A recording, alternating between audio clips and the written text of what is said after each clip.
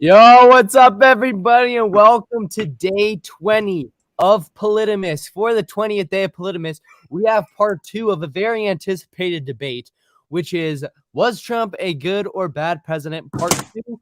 Last time we had William Henry Harrison and Joshua Neary face off. This time we have Oregon Democrat joining Harrison's side and Otto joining Neary's side. But before we introduce everybody, let's get into the rules. So first we will have an introduction period where each debater will introduce himself and what their opinion is on Donald Trump's presidency. And then after that, I will set a 20-minute timer for the first topic of discussion, which will be border policy. Then after that is done, we will be doing 20 minutes on foreign policy, and then the last 20 minutes of the debate will be general discussion. I'll only interrupt when there's 10 minutes left in the debate, and if anyone is talking over each other, I want this debate to be a civil conversation, and if that isn't taking place, I will interrupt. With that said, good luck, everybody, and let's start off with the introductions, starting off with you, Henry Harrison. Welcome to the show. Hello, I'm William Henry Harrison, at least that's my tag name, and I'll be arguing against Trump. I first want to thank everyone that is tuned in to this live. It really means a lot, and I think I speak for everyone in this debate. It means a lot to all of us. So thank you for turning into this debate, and also thank Left or Right for hosting this debate. And I'll be arguing against Trump, like I said. So please stay tuned. All right, next up, Oregon Democrat. Hi, I'm Oregon Democrat. I am arguing against Trump. Thank you to Otto, Harrison, Neary, and Left to Right for hosting, and thank you to everyone participating and watching. Okay, Neary, you are up. What's up, bro? Hey, I'm Neary. I'm arguing for Trump, and my favorite food is sloppy joes. All right, and last but certainly not least, Otto. What is up, my man? What's up? I am Otto, and I am arguing pro-Trump, and right now I just ate my yogurt. Okay, with that That's said, great. I am about to start the 20 minutes on the clock. Let's start off with Harrison. You can bring up the first talking point when it comes to Trump's border policy, starting now. Okay, so the main reason why I don't like Trump's border policy, I'm going to start off with the obvious.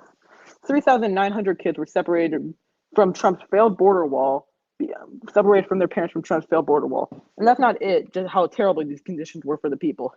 The max limit, supposedly, for these people to be in their cages is about 72 hours, right? 40% of the time, Trump failed to keep those kids in the cages for a maximum of 72 hours, and they spent more than 72 hours out in those cages, 40% of the time. And this is details from the immigrants themselves.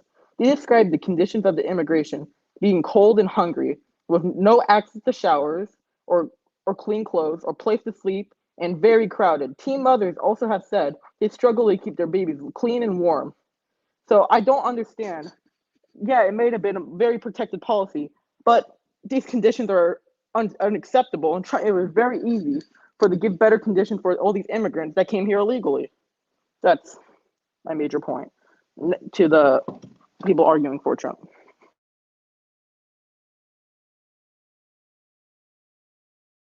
All right, Neary, Otto, do y'all want a rebuttal? Yeah. I like to say that, those conditions weren't the best, but that wasn't what Trump's border policy was about. It's more about security. And I feel like if he got a second term, he could have really gone into those conditions. But his policy and his goal was increasing security, and he did that very well. In areas with the border wall, we saw illegal immigration numbers of what they could count go down about 87%. We saw troops from the U.S. and from Mexico come to the border, which also increased security. So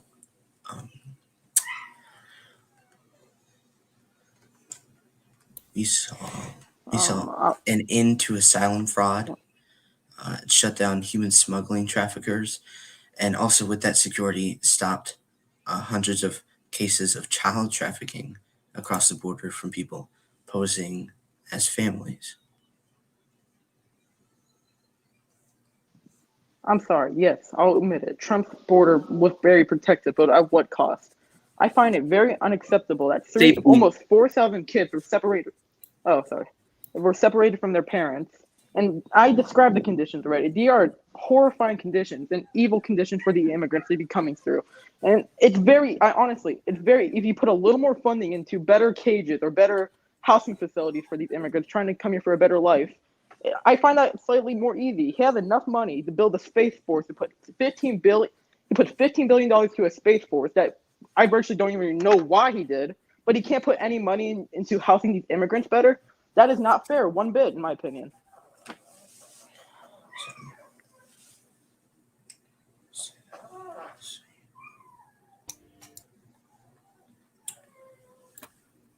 Do we have a rebuttal, Otto? Yes. Go ahead. Personally, I would agree with some parts of the Trump immigration policy, but for the most part, I a little bit disagree. But what you're saying is more false.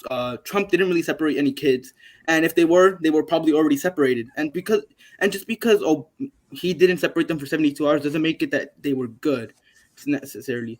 Just because he separated them for longer than 72 hours doesn't make it bad. Trump And also, it's very tricky in the border because you have all these people coming in. You can't really manage them all this much, and you could put funding into that. But he also stopped lots of illegal immigration by putting money into security, and that was his main goal, which he succeeded in. But yeah, Yes, you are right. just He did put those conditions. There you go. You can put more funding into it. I feel like you could have put more funding into it, but some of those things are just the reality of it all, because you can't just stop that. I feel like you can put all this money into it, but I feel like people are still going to get separated because of all of these people coming, because all of these people coming in mass, and because it's just hard to manage. So you're saying Trump couldn't have put more money into giving these immigrants better and cleaner conditions to live in for these 72 hours, which 40% of the time was more than how they extended. And yes, I do think he could have at least kept some of these parents with their kids. Biden right now, what he's trying to do is bring back as many kids as possible. Trump never did that his 4 years in office. And how does Trump not see an issue with 3,000 kids? Nowhere near what Biden with is 3,000 kids, doing, 4,000 kids being separated. He said nothing about those 4,000 kids, and I think he could have done better. I really do. And I think more funding would have definitely helped. So.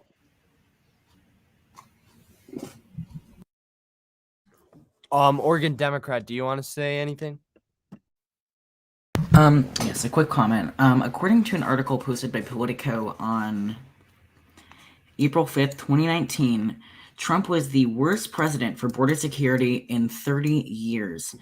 At the time, the border was overwhelmed with 66,450 people. So I would not say that he wasn't even that great for border security, even with his policies. False, actually. Where the border wall was being constructed and finished, we saw immigration rates go down. So it's tough to say where, specify where and how much actually.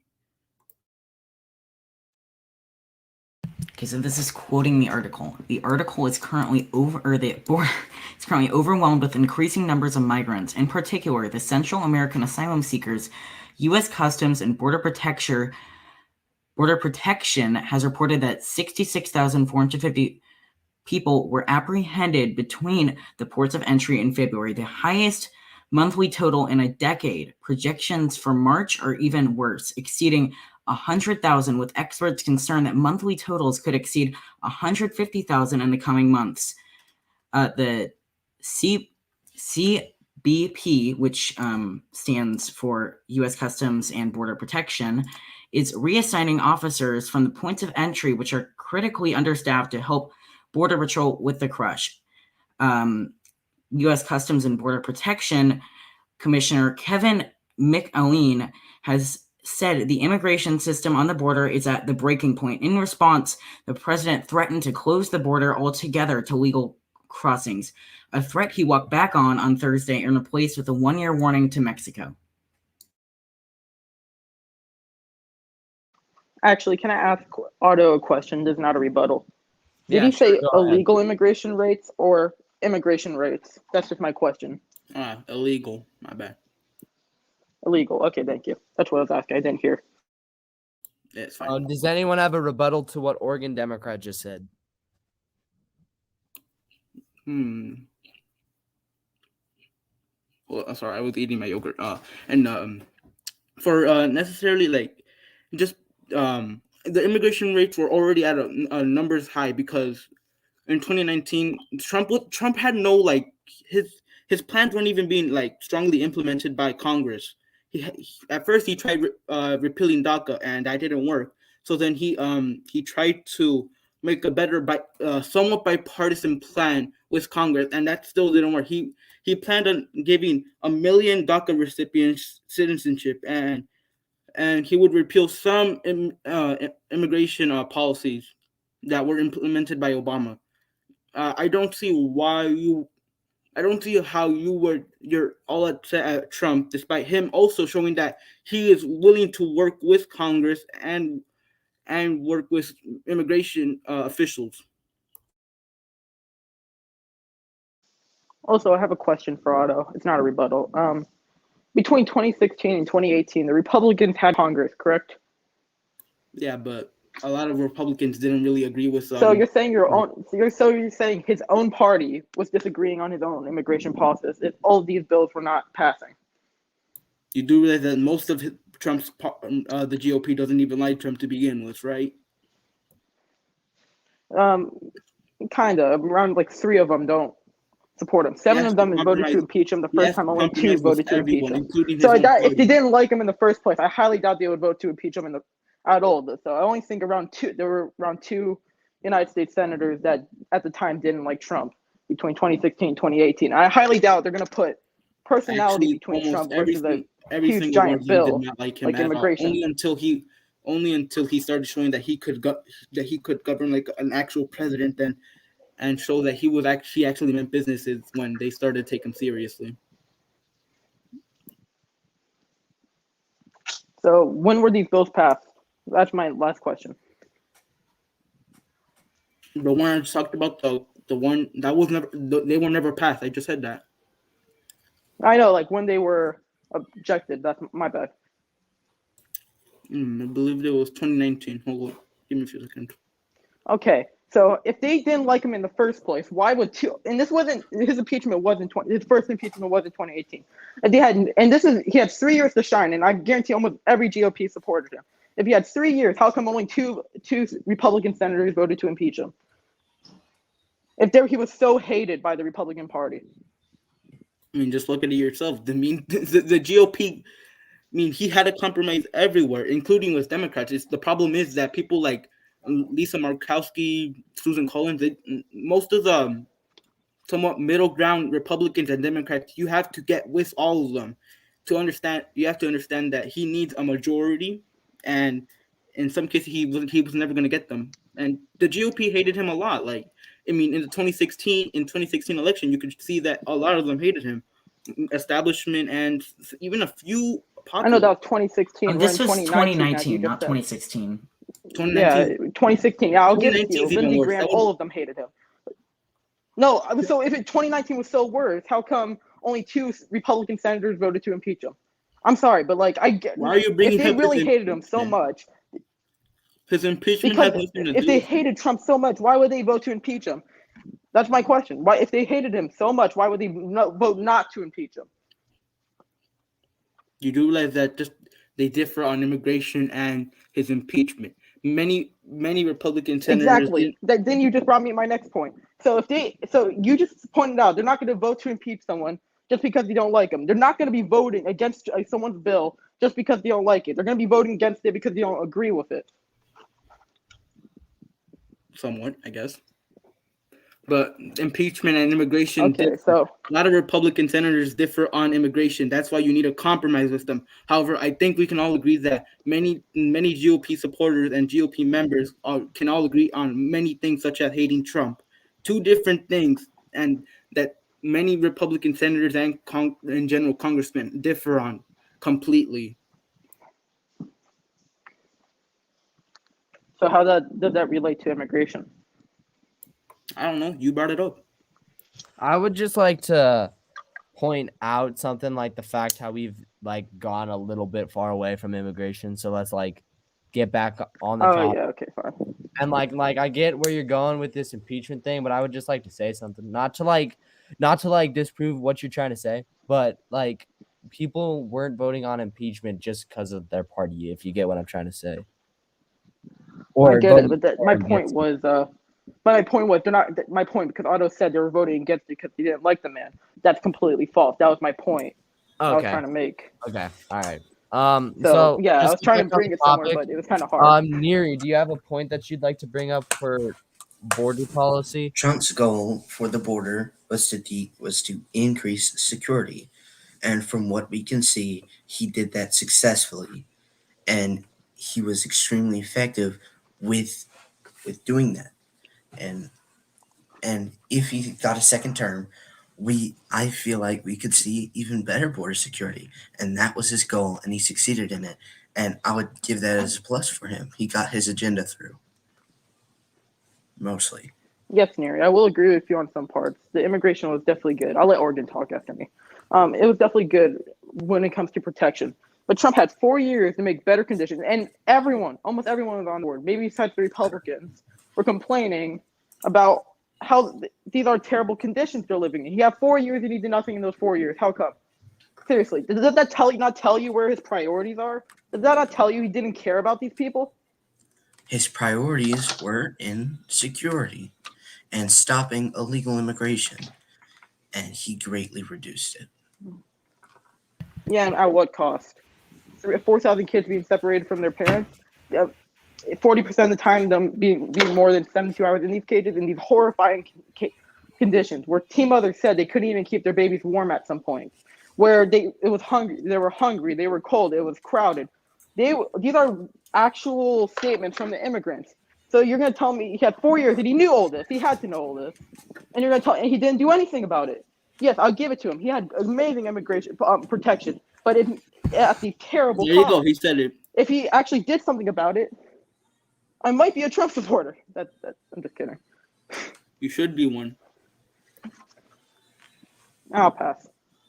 But anyways, I was saying, Oregon, do you have something that you would like to say? Much to what Harrison said, I support border security, by many extents, but to what extent are we doing border security? I mean, this was very inhumane. These were crowded facilities. He had the chance to do this. I'm sure he could get a bipartisan deal. He did not do anything to fix this, and he let people live inhumanely. And referring to the wall, which I would support something, the wall, it decreased immigration, of course, but it was still, it was relatively easy to climb over or get over. So I wish he was actually somewhat a little bit more strict on it, but these are still people, of course they are breaking the law, crossing illegally, but they still deserve to be treated humanely, and that's something Trump did not do and should be held accountable for. Well, okay, we want to go on Trump, but why are the facilities in other administrations the same? Why are they why are they are you okay, Josh? I read a comment. But why are they still crowded? Why are they still inhumane, as you would say? I know, and I don't support other presidents' immigration, But the main discussion is on Trump, and Trump did the same exact thing. If he knew all these presidents were failing in immigration, why did he put into plan? Why did he put the same policies as all these presidents? He did not feel anyone. You want to go, or They should were I? failing to keep. They were failing to stop illegal immigration, and They're I believe failing to that treat immigrants as inhumane. My bad. Sorry. I mean that's You what he talk. You did. talk. That My was bad. his My goal, bad. to make sure that immigration is legal. That could be his goal, but if you just said almost every president has treated immigrants inhumane. That's your statement. I'm not saying I agree with it or disagree with it, but I'm saying if he knew these presidents had horrible, inhumane things on these immigrants, inhumane tactics on these immigrants, that's not. Why would he not change? That's my question to you. If he knew all this stuff, He did change. He just couldn't get. He couldn't get one of his major parts of his plan implemented. He out of all presidents has the most different immigration plan than almost all modern American presidents. Yeah, and you can see that it actually worked. Like I said before, the border wall in places where the border wall was built, illegal immigration went down, and you can't factor in almost anything other than the fact that that they stopped because they realized that the wall is actually being built and they can't cross anymore. And also, there were lots of troops along the wall, which, I mean, you can climb over it, but then you're still arrested. So I'm gonna answer both of these questions. First, I'm gonna talk about how. First, I'm gonna say how 40% of the time, and this is before the wall was even nearly built. 40% of the time, most illegal immigrants just came by plane and then overstayed their visa. And I don't know how you can even keep track of that by statistics, with all your sources. And the second thing is, none of you answer my question about why, if Trump knew how inhumane these policies were for the immigrants, why did he not do anything? He knew his whole 4 years in office how terrible these conditions were, yet he did nothing about it. How come? And none of you have answered that question yet. They weren't inhumane. They were nowhere near inhumane, actually. Some people, you can see from countless other statistics and other news medias that some of the places where they went were actually really good in terms of condition. I mean, I don't want to bring up people like Candace Owens, but Candace Owens visited one herself. And no, I'm not playing Google Snake right now, actually. But yes, many people have visited these facilities themselves, and they weren't all that bad. Some of them were actually good hotels with good living conditions up until around 2019 and 2020 when an influx of immigrants showed up, and in 2020 when they had to go down because of COVID. Of course, you're not going to be able to worry about the immigration facilities because you're dealing with COVID at that time. And 2020 they were at their worst because you had to focus on getting bipartisan effort to work on COVID relief and your task force and Operation Warp Speed. I'm so okay, sorry. Please try to justify that in 3 years. We're gonna have to end the border policy debate, and I want to give the pro-Trump side the first talking point when it comes to Trump's foreign policy. So that is the second debate topic of this debate, Trump's foreign policy, and it starts right now.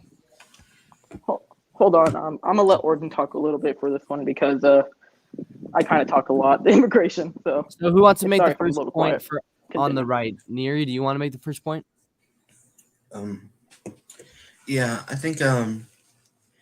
think he did good with foreign relations with other international leaders, like Putin and I'd say Kim Jong-un, and I think that also helped our relationship and our kind of strength on the world stage. And that's how I want to start this off, with his foreign relations with the other leaders.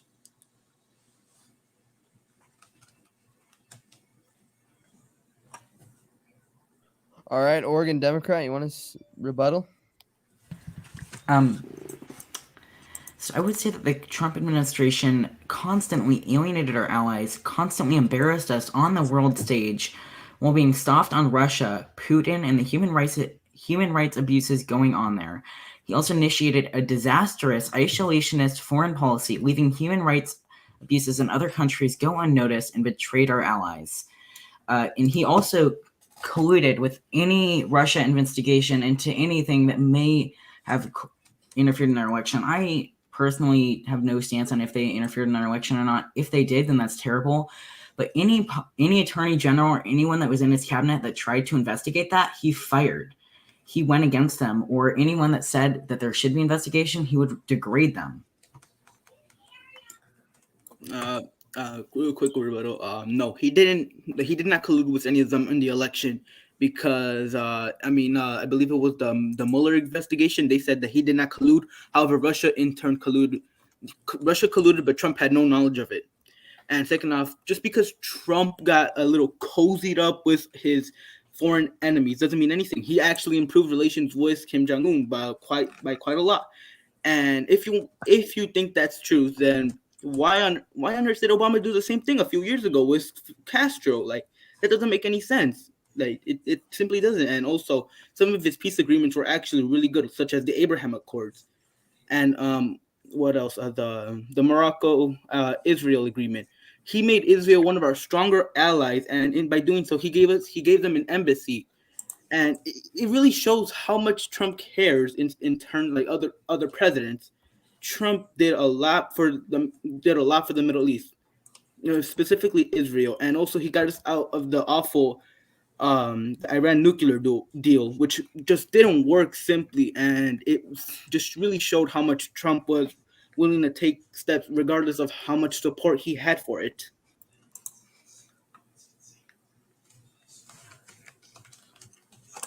And also, I'd like to add, soft with those leaders, getting cozy with those leaders. It makes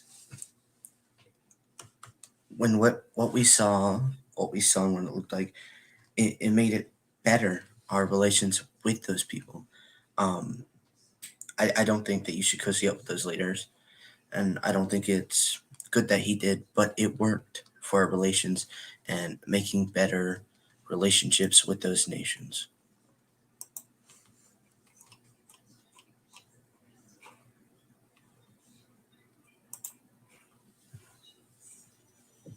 Are there any rebuttals?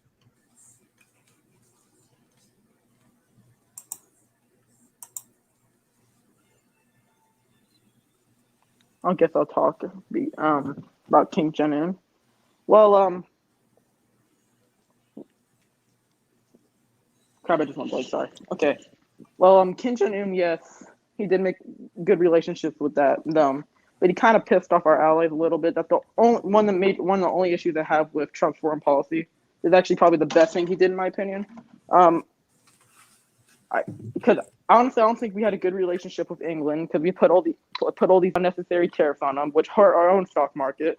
And the same with Canada, Mexico, all of them. It's just, I don't think he was a really good leader with our allies.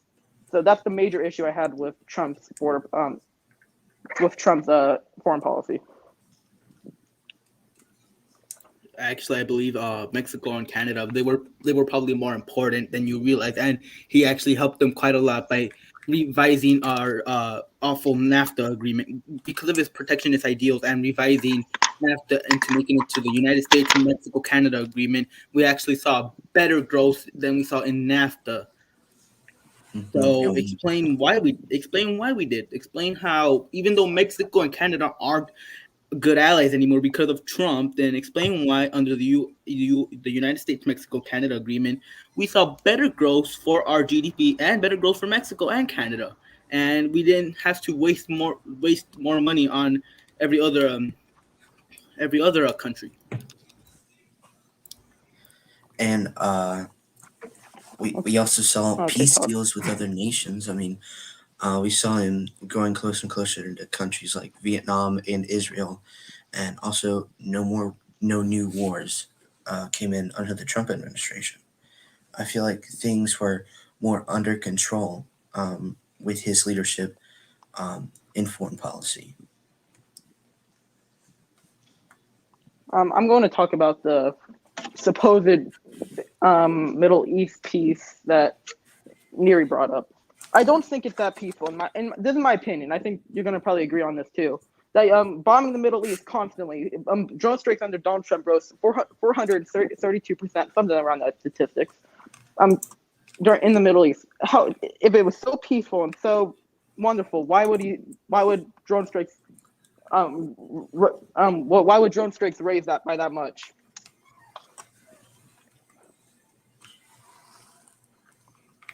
I mean, Drone strikes are better than sending civilians to die in a pointless war. and Some of those drone strikes were very unnecessary, in my opinion. And why is that? Okay, I'm going to talk about the assassination of one of, I'm not sure of his name. I'm not sure exactly what country. I think it was Afghanistan. I'm going to talk about the drone strike that killed this general in Afghanistan, right? After this drone strike, the country retaliated and bombed. Are you talking about Qasem Soleimani? Or that guy? Yes, I can't think of his name. He's from Iran. I really appreciate that, man. Seriously, Yeah. I just completely forgot his name. Okay, after that drone strike, it was don't say this is not convenient. After the drone strike, the country retaliated and proceeded to bomb a plane, killing over, I think, around 200 people, and then doing 11 other bombings to scare America. I don't think that's a good assassination. I think that could have been way more planned out better. I think that was a failed attempt of what happened.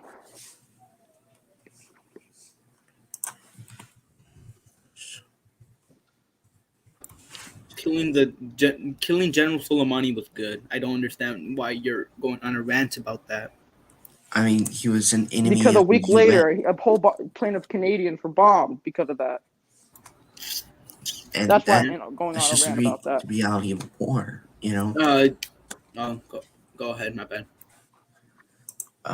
It's just the reality of kind of warfare, I guess.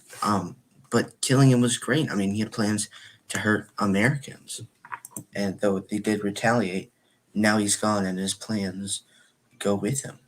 That was a major blow to that group that he led as a general. Hypothetically, if he had all these plans, how come he was the only one that knew about it?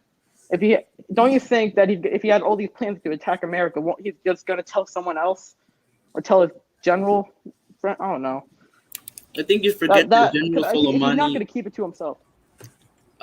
I think you forget that General Soleimani was committing acts of terrorism and acts of human rights violations, and you seem to be very mad when Trump cozies up to dictators, but you get mad when he actively kills someone who's doing the same thing as those dictators. You mind explaining to me that?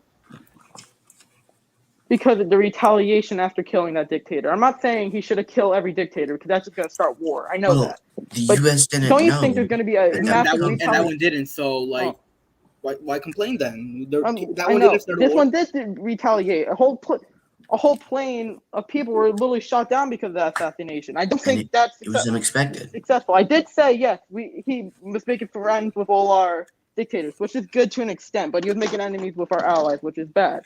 But what I'm saying is, of course, he's not going to be killing all those dictators. I never mentioned that once, because of course that's going to start war, and this is going to start a retaliation. I'm sorry, if it was well planned out better, and if we were ready for these retaliations, I would support what he did. He did nothing of that happen under his cabinet. I'm pretty sure if he would retaliate against North Korea or Russia and killed their leaders or high generals, I'm pretty sure that would have actually caused the war. General Soleimani, yes, they may have retaliated, but there was no war. You have to is that if he were to kill literally, I know. I said there was going to be a retaliation. Then there would have most definitely been a war started. That's what I just said. Yeah, you repeated. I'm not saying killing this man is going to start a war, but it's going to start a retaliation, and it resulted in like so it would be a bigger 200 people dying. So I don't find that. What? Sorry. There would be a bigger retaliation if you killed a high official in North Korea. That's what I said. Yes, I said we should not kill these leaders. I said I don't think we should make. I said I to an extent I supported making friends with all our dictators. To an extent, I don't support him, but I don't support him. Crap, I don't. But he was making a little bit of enemies with our allies. That's what I said during the last debate. He made our allies pay their fair share, Correct. and that angered them. Right, and plus That places like kind of the hurt us too a UK, little bit. places like the UK, most of Europe, they're not even pivotal at this point anymore. They're practically like just falling from their first world country status at this point. Places like Israel are more important than the UK or Germany. We need places like Israel, Japan, and Mexico. We need those places as they're more pivotal and they're more important than countries in Europe. Countries in Europe won't pay their fair share. They're mad that we're not focusing on them as much anymore, just because Yeah. we want to focus on anything other than them for the past 50 years. And also, do you think Europe is really going to stray away from the U.S.? I mean, we are major donors to places, to things like NATO, which they're in and they rely on. I mean, we are one of the powerhouses of the world, and those nations in Europe that we're allies in, that we're allies with, I would say they lean on us. We support them, and we'll still support them. And they can get angry, but they aren't going to just pull out of anything because they still rely on us. They rely on our trade. That's like pulling out. That's like us pulling out of us fully pulling out from trade with China. Like that would destroy our economy because of how much we trade with them. Bringing back North Korea. What? But before he made peace with them, which was great, he was going after them on Twitter, which was extremely dangerous considering two of the most powerful countries in the world, China and Russia, are big allies with North Korea. In him going after North Korea on Twitter, nearly started a huge global conflict. So I think he didn't. I mean, I think at the end he was successful, but I think he wasn't really successful in actually creating peace with North Korea. Oh, we got closer. Neither I was mean, he Obama. was the first sitting president to cross into North Korea. And, they had many peace talks with North Korea. And you're bringing up Twitter? Well, yeah, Twitter is where it all started. Actually, he's right when he says that it started on Twitter. Trump was kind of a Trump was sending quote unquote mean tweets to North Korea saying like threatening like nukes. But it's a good thing he decided to come on and like do like a few peace talks with North Korea. Yeah. And go. Okay, so talking about Twitter, why I bring up Twitter is because instead of whether it was for the good or the bad, Trump wrote at least half of his tweets by himself, and it went through his approval. He used Twitter more than any other president, whether, again, it was good or bad. It was his way of giving speeches, essentially. So that's why I'm bringing up Twitter, because his tweets were taken legitimately, because most of them were written by him. So...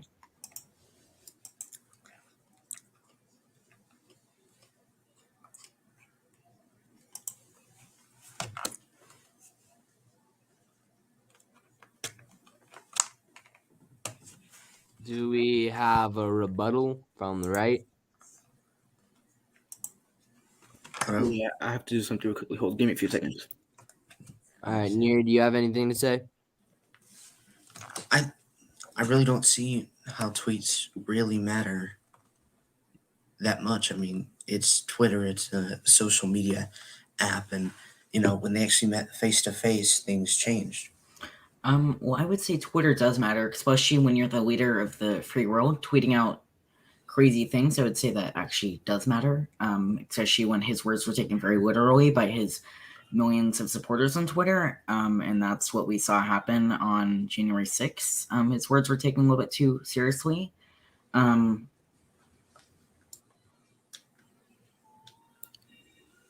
a whole different topic. Yeah, it needs its own. That needs its own like personal like talking point. And can you cite some things he said in those tweets that were so crazy?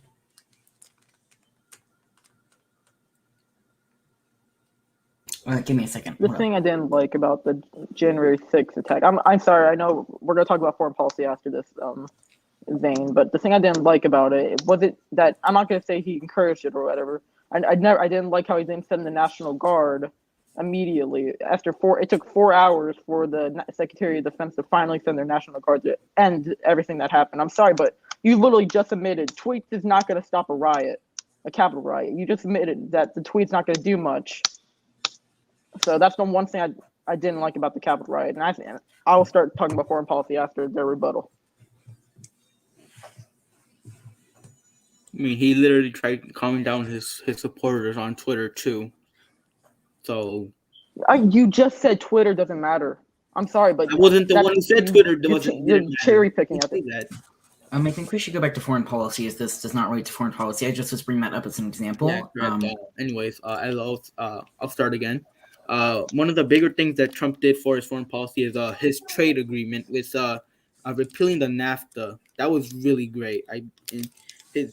Repealing it and replacing it with NAFTA 2.0 was phenomenal because of the fact that NAFTA itself was a failure and it lost us around 500,000 jobs for manufacturing.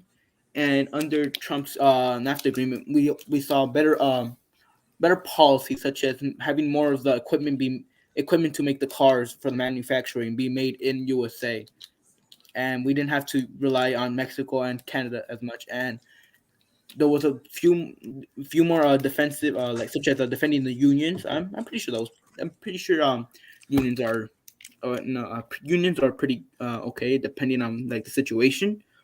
And the Canada dairy market, making it less reliable and more active to trade.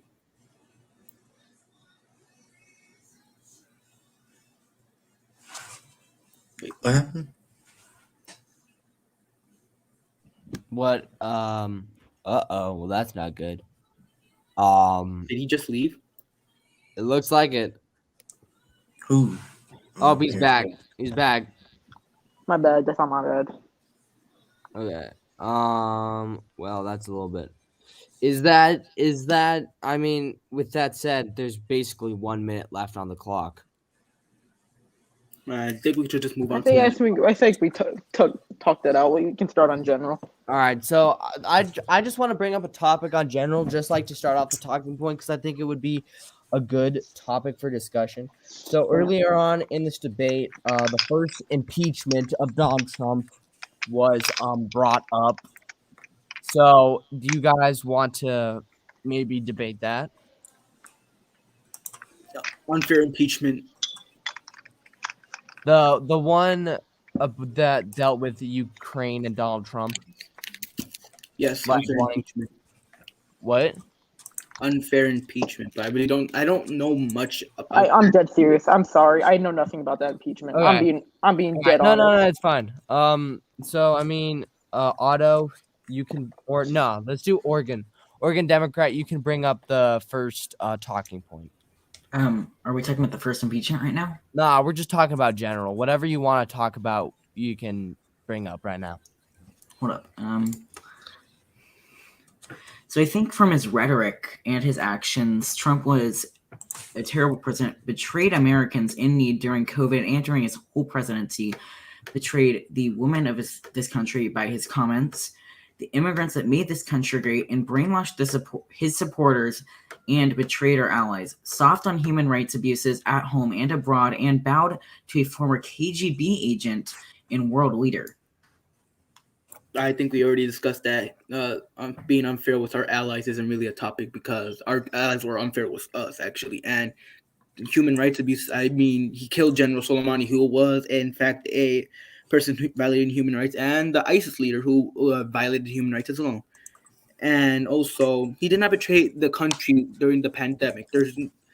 He let it all up to the state's government, and it was more depending on who was governing the situation. So places like Florida, they had some of the least COVID deaths, and places like New York with Andrew Cuomo, that was a failure. He got rid of ventilators, and he also left. He put sick people in with the homeless. I mean, not homeless. Nursing people, the nursing homes. So it's not Trump's fault entirely per se. It's more of the state's government's fault, and you can see that he valued more freedom rather than security for people, because I'm pretty sure everyone wants their freedoms. People are tired of this COVID situation. People just want to go back to quote unquote normal lives before the pandemic happened. It's getting much more harder, and because of governments locking down, we've now seen rising inflation under both Trump and Biden, which is all thanks and due to the Democrats. I think I have yogurt. I mean, give me a few seconds. I mean, Can I? Sorry. So since they were talking about Biden, and I'm not going on the wrong road, I'm gonna talk about why I didn't like Trump, and there's a major reason why. And I said this last debate. This is mostly intended to Otto, in the debate you did watch, you criticized Medicare and Obamacare a lot, but the first bill, one of the first major bills Trump wanted to pass in Congress, was abolishing Medicare and Obamacare. If this was done, and John McCain voted yes for that bill, that would cut the mental health budget by $880 billion. This happened under Reagan. Reagan cut the mental health budget under his presidency, and this is what happened. It increased suicides, increased homelessness, and increased shootings. And if you notice something, after Reagan abolished the mental health, he was shot by a mentally ill person like 2 months later. So this is clear it wouldn't work. History has pointed out this is not going to work. It's pure evil what Trump wanted to do after wanting to abolish Obamacare. And after John McCain voted no, the Republicans made John McCain look like a traitor, look like a rhino. So I want to ask Otto's opinion on, do you think Obamacare should have been abolished? Because Otto Nerdy said his last time. Yes, I do believe it should be abolished. Why? But not for the reasons that you would think. I just believe its premium skyrocketed after Obama tried changing it.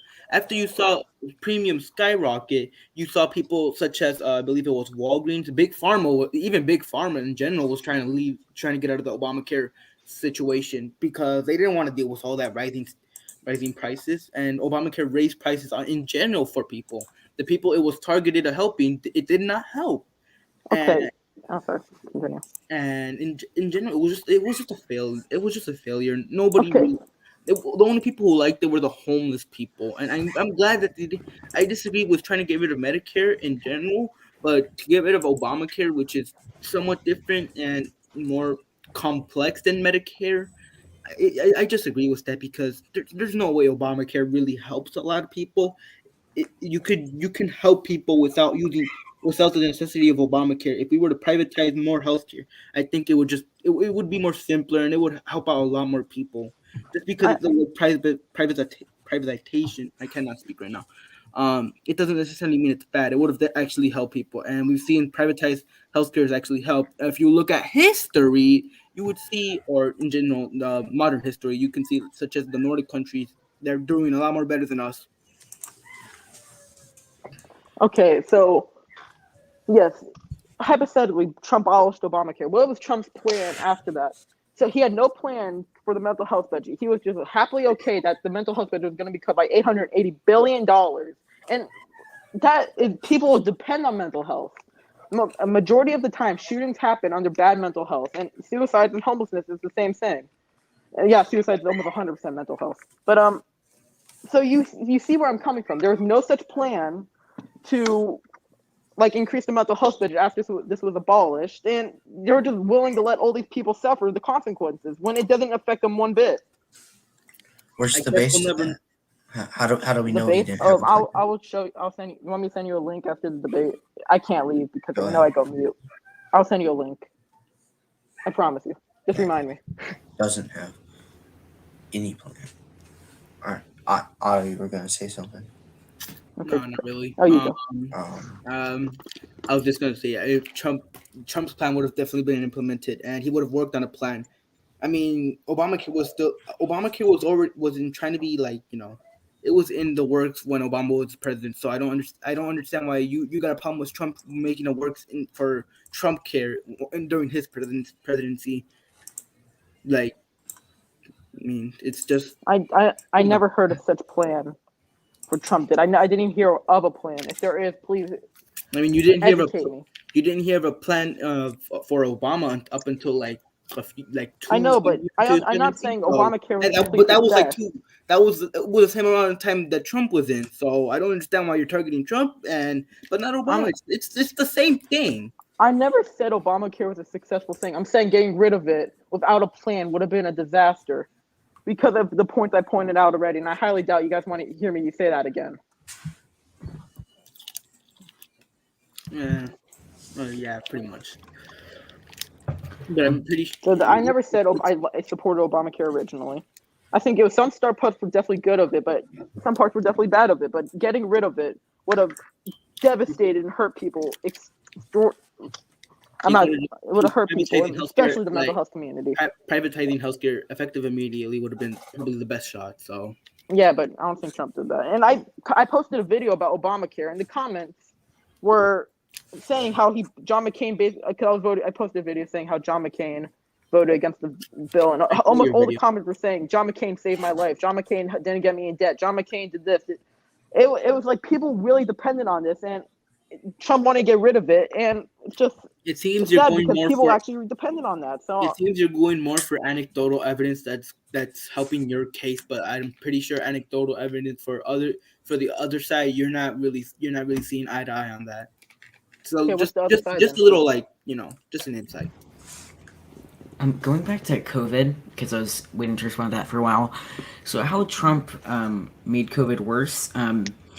I support states' rights when it comes to COVID. I personally support mask mandates. But when he was standing there downplaying the virus, not wearing a mask, and you really shouldn't have a problem with Trump's plan. Then you just said yourself that your former state's government and mandates. Some of them mandated, some of them didn't. I mean, you should have. And giving the states the opportunity could lead to research being done in what works and what doesn't.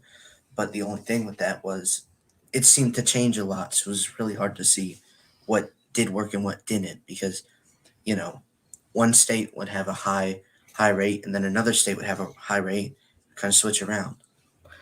Finishing what I was saying. So while I support states' rights, Trump was downplaying what Fauci said, downplaying what professionals said, not wearing a mask. And Trump is the leader of the most powerful country in the world.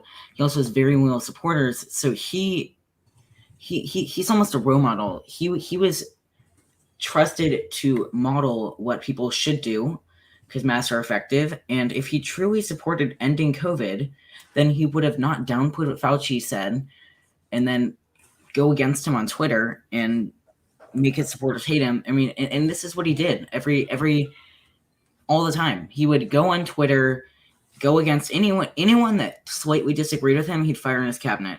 And I think I could be wrong, but I think he fired Fauci. He got damn close to it just because Fauci said something that disagreed with him. I think that we can have disagreements. But unfortunately, that's not something that Trump administration was going to have, especially with Fauci. And Trump was going to downplay anything health professionals said and almost didn't even believe in what they said.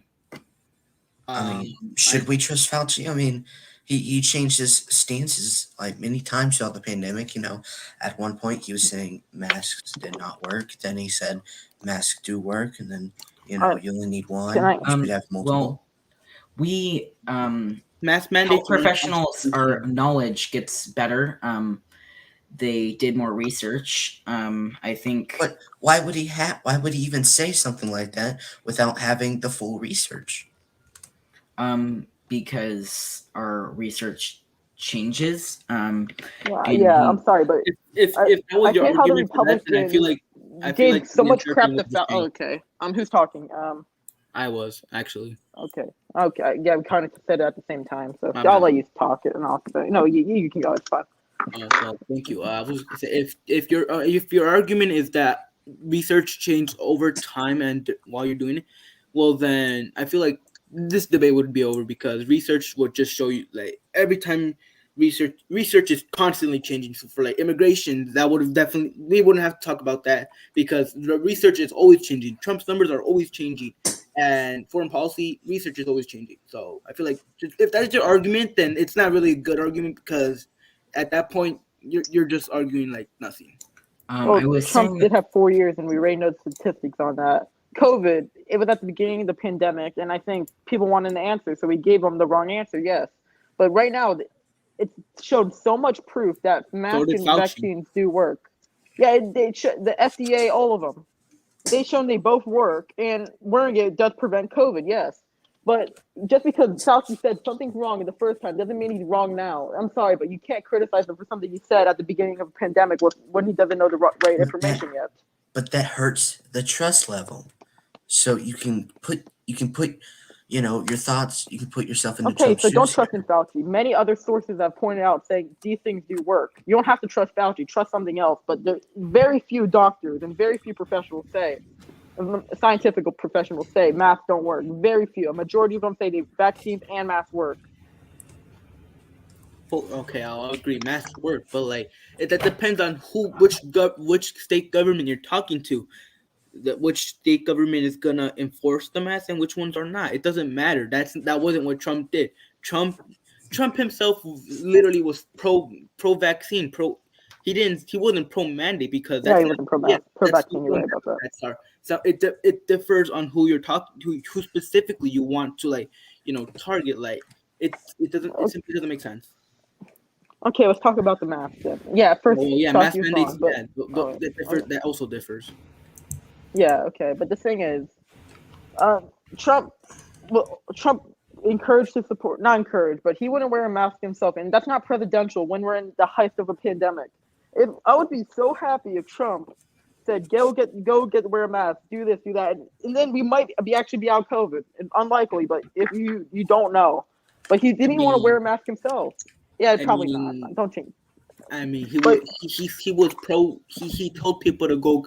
He said people to wear masks when they were voting. I mean, yeah, the pandemic probably wouldn't be over. That was dumb. Yeah, that was a dumb statement. But I should say, many less people would have probably died. Would have probably died if people actually wore their mask and they didn't have an issue with it. Now, who knows? There's so many people that don't even want to wear a mask anymore, especially in my state. I can't speak for everyone, but like the states with no mask mandates are with low vaccine mandates.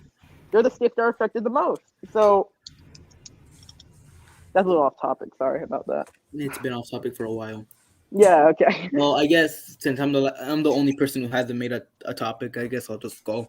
Yeah. And by the way, there's only 5 minutes left, so this will be the final. Give me a few seconds. That's my final topic is economics and deregulation. Trump is easily one of the best economic presidents in the history of this nation.